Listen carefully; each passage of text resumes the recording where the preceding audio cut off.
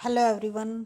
आरोही school के जो requirement है उन पर स्टे हटने के बाद अब स्टूडेंट्स के माइंड में एक ही बात घूम रही है कि सैलरी तो कम नहीं होगी या फिर पक्के होंगे या नहीं होंगे। तो इनके लिए जो वैलिड इन्फॉर्मेशन है वो यहाँ पर डली हुई है और उसी के अकॉर्डिंग हम आपको बता रहे हैं कि हरियाणा में पहले क्या हुआ था। जो आरोही मॉडल स्कूल में 308 कर्मचारी लगे हुए थे उनको 8 साल हो गए थे लेकिन अभी पक्के नहीं हो रहे थे। तो हमारे जो मुख्यमंत्री हैं उन्होंने उसे हरी झंडी दे दी है। उन्होंने कहा कि पहले 5 साल के बाद का जो प्रावधान था उसको हटाकर उन्हें पक्के करने में जो आपत्तियां आ रही थी, जो कह रहे थे कि कुछ दिक्कतें आ रही हैं, उन्होंने मुख्यमंत्री साहब ने उन सबको हटा दिया गया है और कहा गया है कि उनको पक्का किया जाएगा।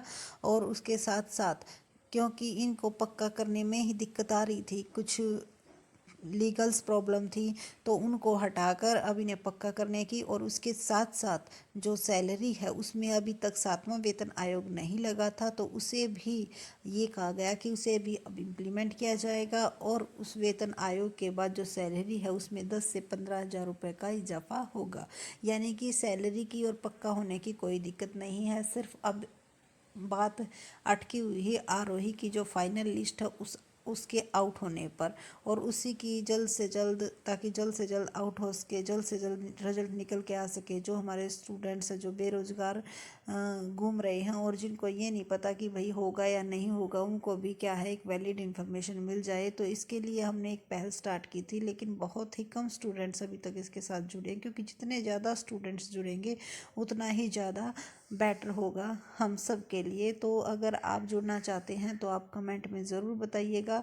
और आप सैलरी और पक्का होने की दिक्कत नहीं है, क्योंकि गवर्नमेंट ने साफ कर दिया है कि 5 साल के बाद जिनका 5 साल से ज़्यादा का टाइम पीरियड हो गया है उनको पक्का कर दिया जाएगा और उसके साथ साथ उन पर 7वां वेतन आयोग लगाकर उनकी सैलरी 10 से 15 हज़ार और इंक्लूड कर दी जाएगी। क्योंकि कई स्टूडेंट्स हैं उन्होंने ये कहा था कि भाई हम तो इतनी दूर से आते हैं तो हमारा इतनी सैलरी में खर्चा भी नहीं निकलेगा। तो इस बात को उन्होंने नकारते हुए ये कहा है कि उनकी जो सैलरी है उसको भी क्या किया जाएगा, उस पर 7वां वेतन आयोग जारी किया जाएगा। तो सिर्फ अब फाइनल लिस्ट की वेटिंग है और हम चाहते हैं आप सबका साथ हमारे साथ हो। अगर आप हमारे साथ हैं तो हमें कमेंट में बताइएगा और इसे ज़्यादा से ज़्यादा शेयर कीजिए ताकि और भी स्टूडेंट्स के साथ जुड़ सके।